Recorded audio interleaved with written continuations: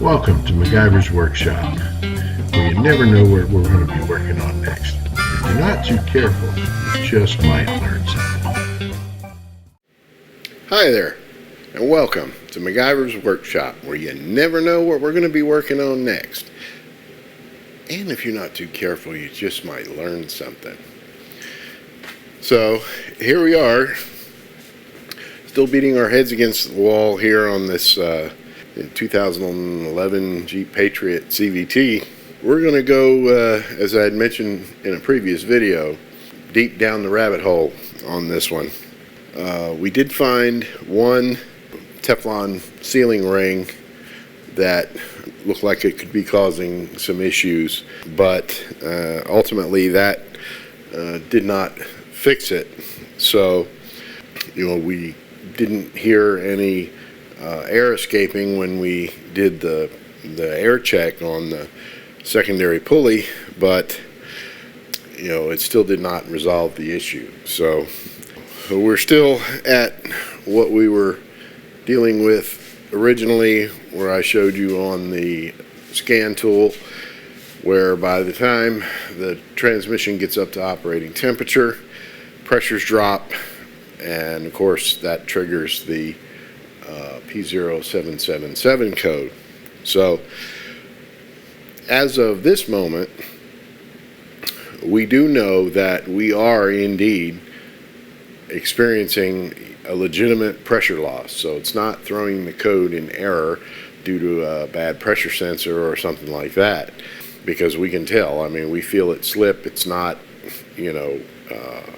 holding, and the pressure drops are the same on both primary and secondary. So that's kind of leading me towards the pump or the valve body. I don't know. I kind of had an epiphany, and since the problem only manifests itself when the transmission is at operating temperature, then we will get this transmission to operating temperature on the bench, and then we'll go through and do our air checks again. So I know that sounds a little crazy, but stay tuned and you'll see what I'm talking about.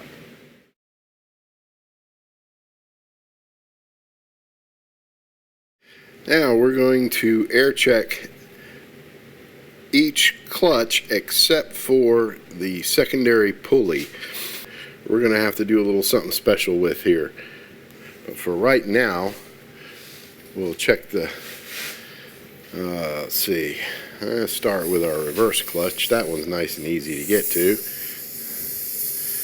And now it's my crappy blowgun. But that clutch is good and tight. There's no air coming out of it. Let's do the forward clutch. That's going to be right here.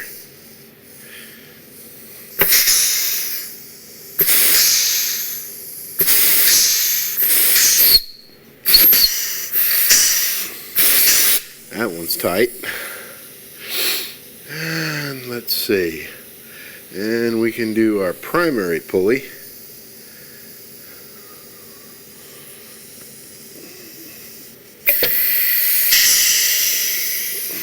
What do we got going there?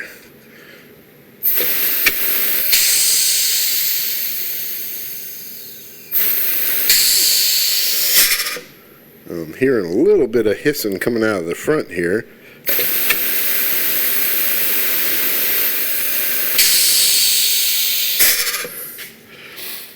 But not a lot.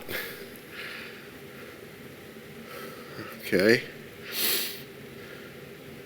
And of course our torque converter clutch apply and release comes through the input shaft and the stator. All right. Okay, so we're hearing a little bit of air coming out of here from the primary pulley. That doesn't sound exactly right, but we'll have to look into that. Now, for the secondary pulley right here, we are going to I made a block off plate here. We're going to use this conveniently placed little stud here. And this will seal this completely off, as well as seal the output of the pump. And you'll see the importance of that in a minute. Snug this down.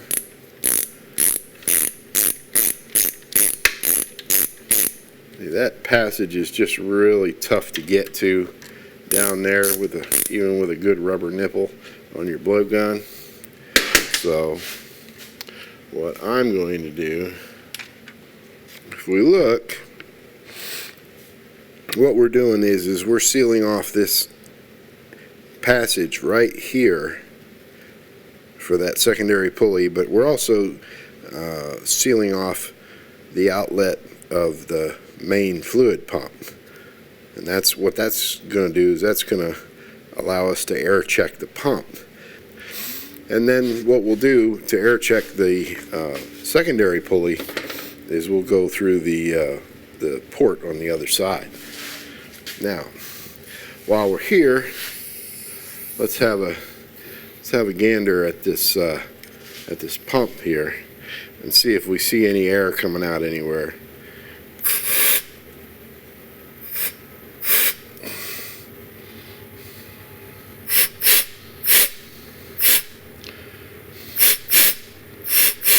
And we got a lot of air coming out of there. I don't know if you can see it, but there's a little weep hole right there, and there's air coming out of that. And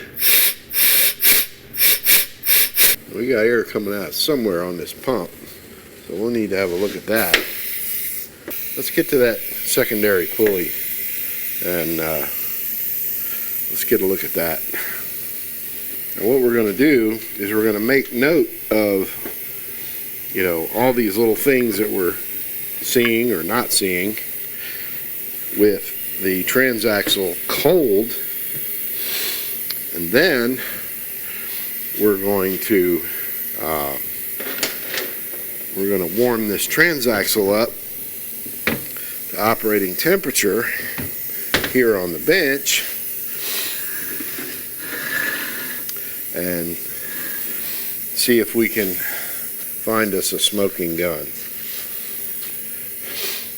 Because when the transmission is cold, I mean, this thing just runs perfect, no problem at all.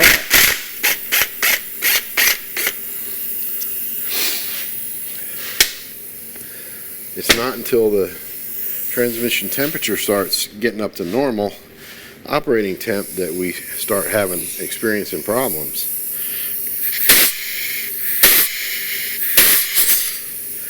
There is no air coming out anywhere.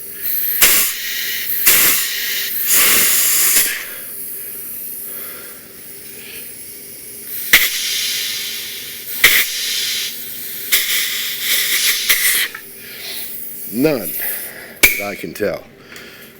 It's time to warm this transmission up, and I bet you're wondering how I'm going to do that. Stay tuned. Alright, so what I've done, I've used some like rabbit fence wire just to kind of make a form over top of the transaxle here, and covered it with aluminum foil. And then what I'm going to do, I'm going to take my trusty little heat gun here and put it on low. I'll put it on high because then you'll start seeing smoke come out from the fluid. The fluid will start smoking. So, and I'm going to get it in there to where it's gonna get in there underneath the transaxle, and the heat will go up inside and it will warm this thing up.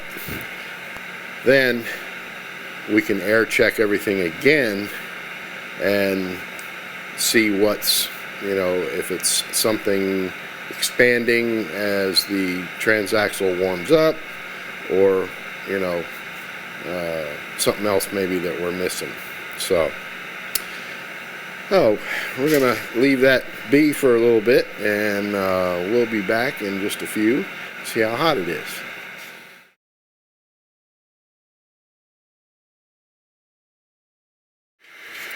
Alright,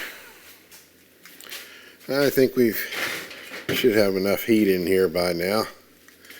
Let's see what we got. Ooh, that's hot.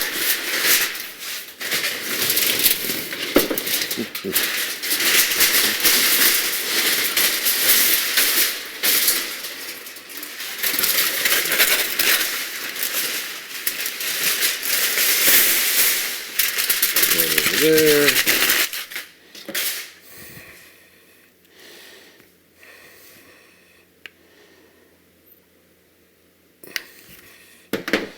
Oh yeah. Let's check that forward clutch.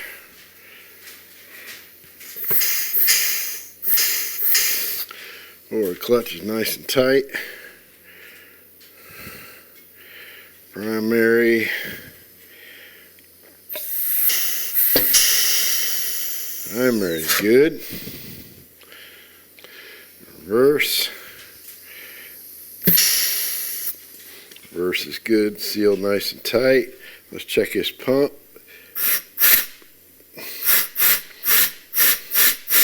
There's all kind of air coming out of that pump.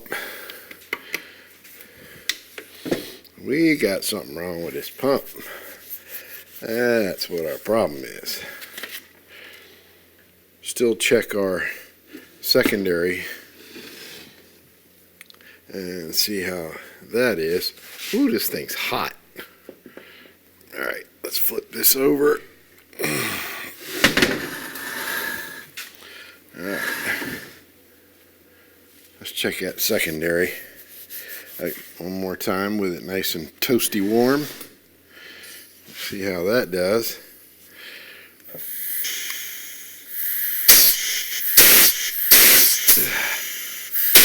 Yeah. That secondary's tight, no leaks. Looks like we got us a pump problem. How about that, huh? So what I'm going to do is I'm going to get into this. I'm going to have to take this front housing off to get to the pump, and we're going to pull this pump out of here, and we're going to tear that pump apart and see what we got going on in there, because something ain't right for sure. Now, I've already pulled the 12mm bolt out from behind here.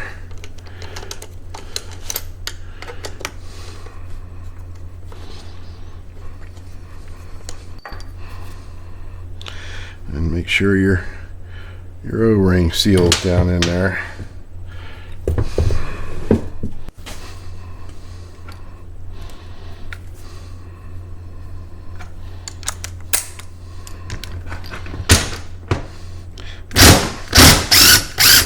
Let's see why we have so much air blowing out the side of this pump.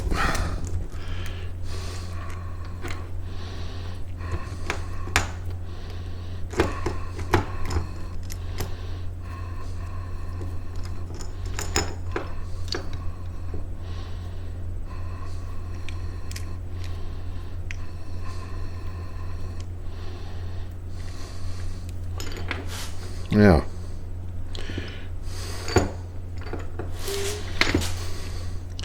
a you'll look at this pump, there's no groove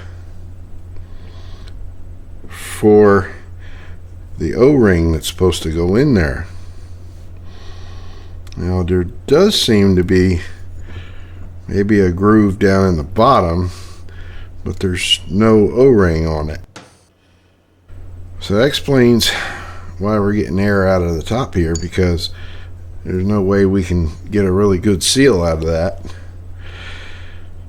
And that could give us some trouble once it warms up and everything expands. Let me go get the other pump and bring it over here, and I'll show you what the other one looks like.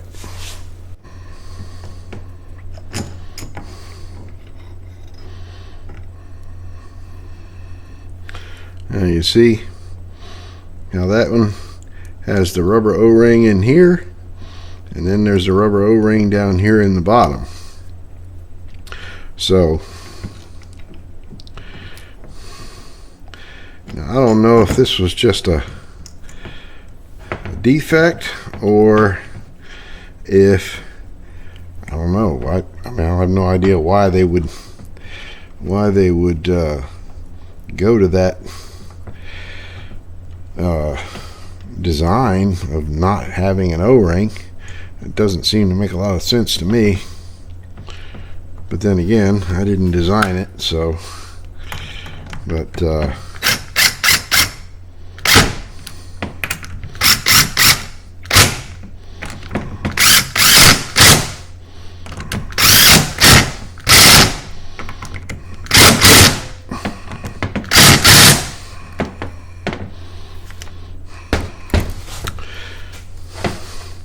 we're going to go with this pump. Now I've already checked the flow control valve. These are both brand new pumps. I'm going to go back and go back in with this one.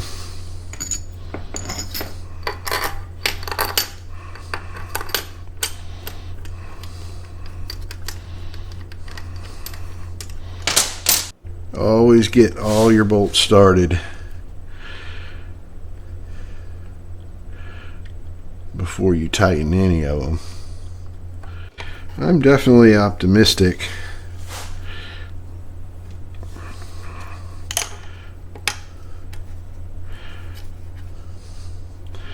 about this pump doing better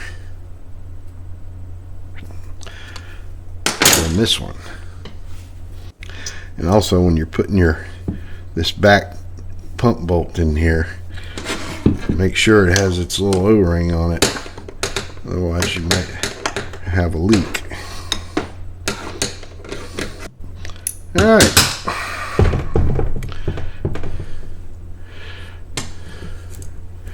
well, that's going to be it for this video.